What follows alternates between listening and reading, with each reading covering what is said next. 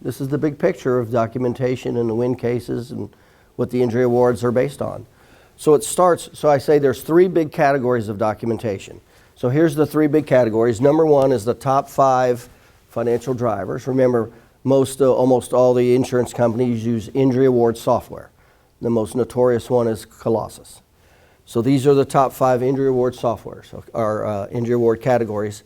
The second category for the documentation is how you give the information, whether it's in your narrative reports, deposition, or testimony.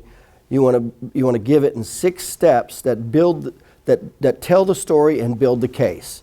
And it's a sequential, logical progression of assembling the information is what it is. Number 3 are the 2 steps to defend the case. The 2 steps to defend the case, though the insurance attorneys will always bring up pre-existing or low-impact injury to try to mitigate their financial responsibility. So these are the 3 big categories right here.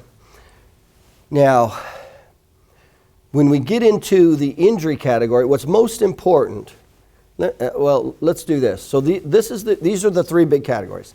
Now, depending on how good your documentation is here, it's going to lead to one of the 4 types of reimbursement in your awards. It's either going to lead to no offer, in other words, you have really bad documentation, no financial drivers, etc., or a lowball offer, and that's typically still bad documentation. And I categorize these in great detail.